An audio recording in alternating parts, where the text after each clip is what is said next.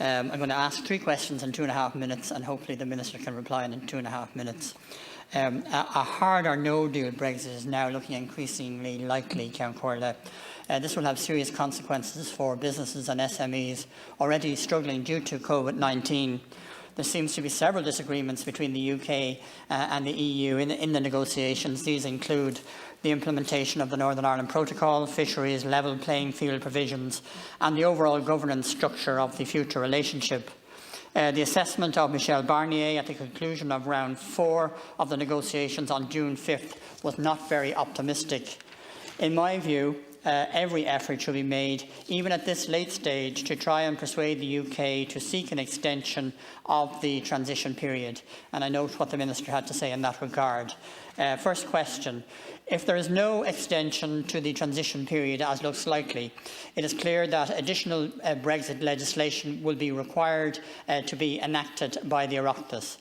Can the Minister confirm that a new Brexit omnibus bill is being prepared? Given that a significant amount of work will be needed across government departments, can the Minister confirm that this matter is being given the urgency that it requires? So, in effect, we can look forward to a new Brexit omnibus bill, something to look forward to. Question 2. What is the position concerning the implementation of the Northern Ireland Protocol? This protocol is essential for the protection of the peace process, among other things. Are the UK backsliding on the implementation of the Northern Ireland Protocol? As Michel Barnier said, we need to be more. We need to move from aspiration to operation, and I think we would all agree with that. Question 3.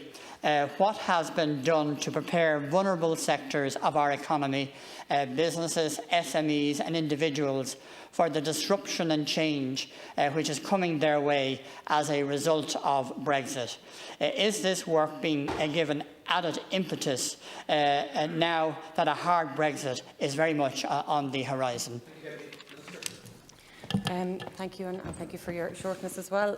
Firstly, in terms of the legislation, I can confirm that drafting has been done and underway in drafting a new Brexit omnibus bill.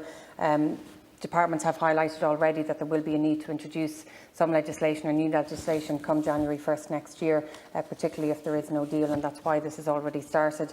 We also brought a memo to Cabinet last week or 2 weeks ago, which has advised and asked all departments to start engaging with their own industries and sectors, not just related to any new legislation, but further worker support that might be needed based on, again, the 2 scenarios that I've just outlined. There will, of course, be some elements to the previous legislation that can be enacted, but the vast majority of it was based on a no-deal scenario, so that will need to be updated and amended. So my understanding is again given, and hopefully once we have potentially a new government in place, we will bring this legislation, whoever is there, before the House, and we'll have an opportunity to debate it and hopefully pass it through on time.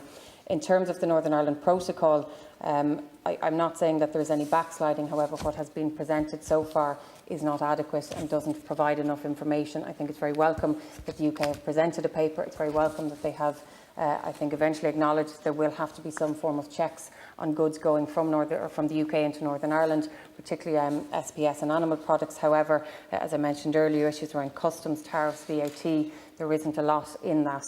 What I also think maybe is an issue that we've highlighted, and I've highlighted to many of my European colleagues as well, is the reference to it being temporary. As we know, the backstop is there unless and until another mechanism is put in place. This was agreed. It's part of the agreement in terms of the Northern Ireland Protocol. So it's important that that is acknowledged, that this is something that would be put in place unless another mechanism is there to essentially implement different measures. In terms of what's been done to prepare business, obviously we're in a very difficult scenario at the moment. Business is very much focused on COVID-19 and it was as much relayed to us 2 weeks ago when we held a Brexit stakeholder forum, the first since the pandemic took over. What we are doing, however, is trying to get business to start rethinking and re-engaging in terms of how prepared are they for Brexit. Of course, their focus is not just thriving, but it's actually surviving at the moment. In saying that, a lot of business that will get back on track by the end of the year could potentially be faced with new implications from a no-trade deal. So it's important that they are aware of this and they start thinking about this and how it might impact on their business.